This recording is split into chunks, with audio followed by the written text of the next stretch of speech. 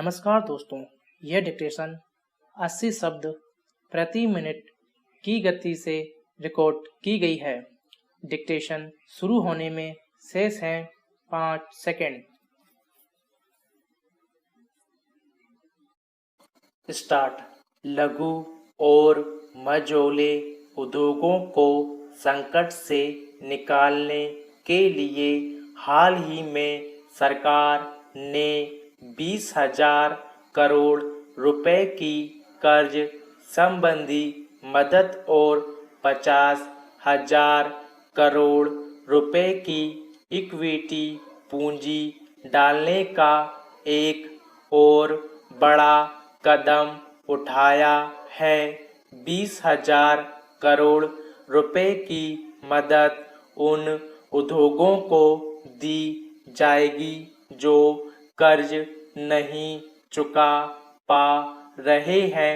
साथ ही एमएसएमई को नए सिरे से परिभाषित करते हुए और रियायतें दी हैं।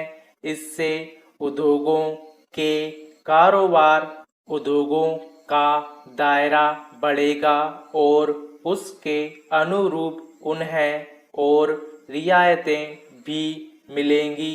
लेकिन ज़मीनी हकीकत यह है कि पूर्णबंदी के कारण छोटे उद्योग पूरी तरह से ठप हो गए हैं। इनकी संख्या लाखों में है। चिंता का विषय यह है कि देश की बड़ी आबादी की रोजी रोटी इन छोटे उद्योगों पर ही टिकी है। देश की जीडीपी में इनका योगदान भी कम नहीं है। छोटे उद्योग घरेलू ज़रूरतें तो पूरी करते ही हैं, ये बड़े उद्योगों की रीढ़ भी हैं। इसके अलावा निर्यात में इनकी भागीदारी महत्वपूर्ण है।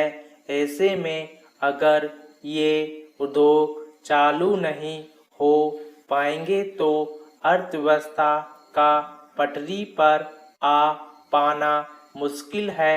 सरकार और रिजर्व बैंक ने एमएसएमई क्षेत्र के लिए पिछले 2 महीने में कई योजनाएं पेश की हैं, लेकिन व्यवहारिक समस्याएं इतनी पेचीदा हैं कि ये उद्योग कैसे उत्पादन शुरू करें, किसी की समझ में नहीं आ रहा।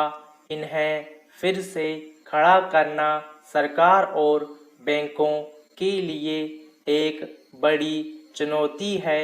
अभी उद्यमियों के सामने सबसे बड़ी समस्या पैसे और कामगारों की है।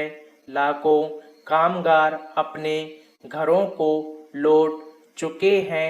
उद्योगों को फिर से काम शुरू करने के लिए जितनी बड़ी पूंजी चाहिए वह है नहीं। कर्मचारियों के वेतन, इकाई के बिजली बिल और अन्य खर्चों के अलावा कच्चे माल की खरीद के लिए भी पैसा चाहिए।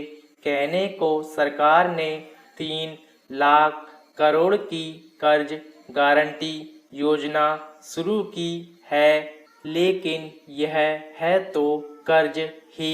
अधिकतर उद्यमी पहले से ही भारी कर्ज में डूबे हैं। ऐसे में वे और कर्ज लेने का जोखिम कैसे उठाएं, यह बड़ा सवाल है। सरकार की जितनी भी योजनाएं हैं वे सारी कर्ज योजनाएं हैं। भले बहुत ही कम ब्याज या बिना ब्याज का कर्ज ही क्यों ना हो या भारी रियायतें क्यों ना मिलें, लेकिन यह मदद है तो कर्ज ही। एक मोटे अनुमान के अनुसार छोटे उद्योगों पर बैंकों का 10 लाख करोड़ रुपए बकाया है। ऐसे में यह क्षेत्र अब और कर्ज लेकर पूरी तरह से डूब जाने का खतरा नहीं उठा सकता। बेहतर होता कि सरकार इस क्षेत्र के लिए कर्ज के बजाय किसी पैकेज विशेष का ऐलान करती, जिससे उद्यमियों पर कर्ज लौटाने का दबाव नहीं रहता। पूर्णबंदी की वजह से करोड़ों लोगों का रोजगार छिन गया है। इसका असर यह हुआ है कि लोगों के पास पैसा नहीं है। स्टॉप।